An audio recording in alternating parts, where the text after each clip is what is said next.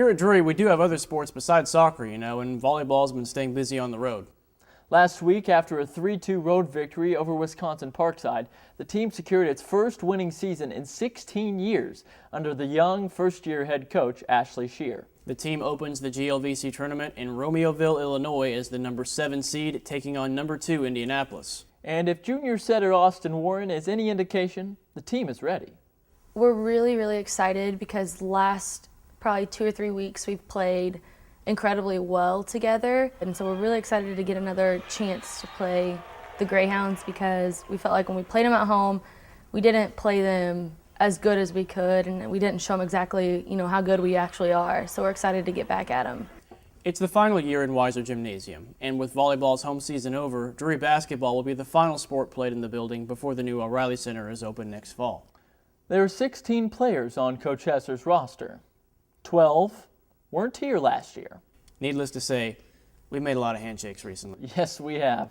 The team was picked to finish second in the GLVC West, behind Rockhurst in a preseason poll voted on by the league's 15 coaches. Media day for both teams was this Wednesday. For the men, it's a new season with new faces and new goals. Oh, it's been fun to, have to go back to the basics, if you will, with all the new guys. Well, I think all of our new guys, all of them got talent, really. I mean, all the JUCO players, they came in, they all can play, and we got a real talented freshman class with, Alex Hall and Courtney Ingham and Brandon. They're all stepping up, and I think everybody has the potential to play this year. It could be the best freshman class we've had in my tenure. Most of them for the pretty part, like Chase Elliott, Chris Parks, Andrew Taylor, Alex Hall, which is from Kickapoo. I mean, those guys are really doing good in practice and really standing out. Coach brought me in and told me he wanted me to come out and be an aggressive scorer for him every night, and that's something I can do for him. Rebound, I've been doing that defensively. Our chemistry is really good. I think everybody on the team is pulling together and trying to do what Coach is telling us to do. I think we're a lot closer this year. A lot of the guys, we get along a lot better. Like, we're always hanging out outside of basketball, and I think that's very important when it comes to building team chemistry or whatnot. I mean, we had a couple injuries, which that's not the main cause for us losing a lot. I mean, it was just a lot of guys not really buying into the system, and when you don't have guys willing to do what Drury does, then how can you win? To me, it's inch by inch, life's a cinch, yard by yard, life is hard. So we focus on the little things, and hopefully that snowballs into conference championships and national tournaments and those kind of things. Big game on Monday versus SBU, so I'm ready to put the shoes on, tie them up tight, and let's go. The men open their season at home November 16th at 7 p.m. against SBU, currently ranked 3rd in the nation. You all better be there. The Lady Panther basketball team is a different story. That's a good threatening transition. Sure, they've got some rookies, but this team returns all 5 starters from last year and is the favorite to win the GLVC West. I'm very intimidating. You should know that. We caught up with the girls at Media Day to find out why this season will be different from last year's quick postseason exit. And, of course, meet the rookies. Back in April, we adopted the slogan, do something different, and we've approached from individual workouts to preseason workouts to practices to how we travel, what we do. We've approached this do something different but more efficient. It's made it a very pleasurable preseason. This is fun. We're pretty tall, I guess you could say, which will help us with the inside-outside game, and it'll help with the cover downs, and so I think that helps us a lot because everybody's at least 5'8"-ish. Sub Janelle, she's hurting, but it's okay. The freshmen bring versatility this year.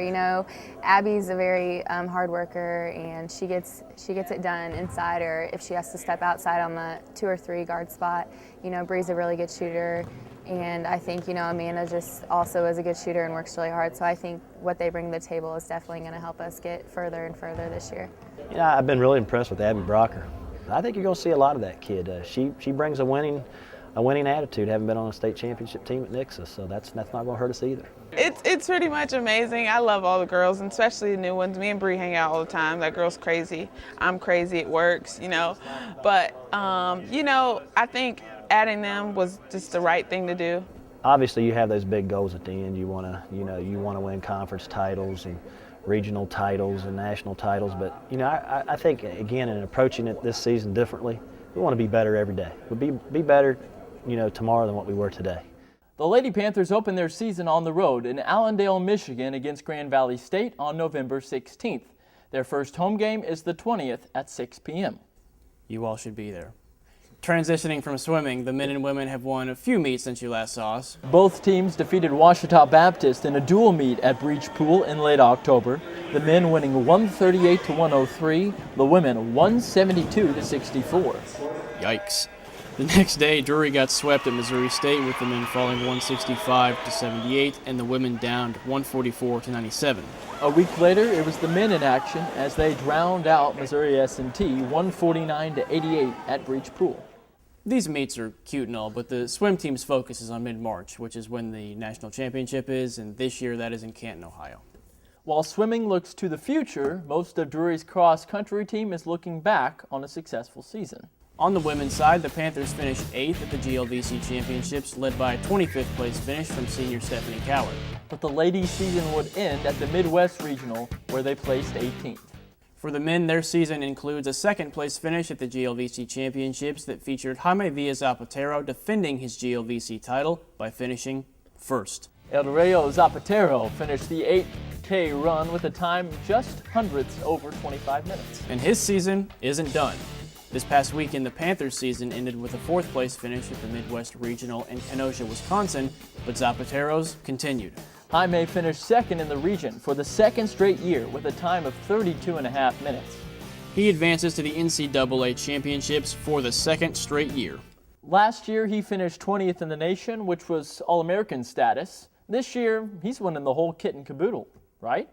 That would be my ultimate goal. So, it gets pretty tough once that you get to those top positions. I think like all those guys know what it feels like to win, so I never want to give it up. I think I do too, so I don't want to give it up either. And we're done. We'll be back pretty soon with postseason soccer highlights. Before we go, once more, men's soccer at home this Friday, 7 p.m. start. Be there or be a loser. On that note, gentlemen, big shout-outs to soccer legends Peter Higgins, Danny McBride, and Ben Taylor. That's our European connection right there. For Robert Bobby Hearn, I'm John Miller. Enjoy the reruns.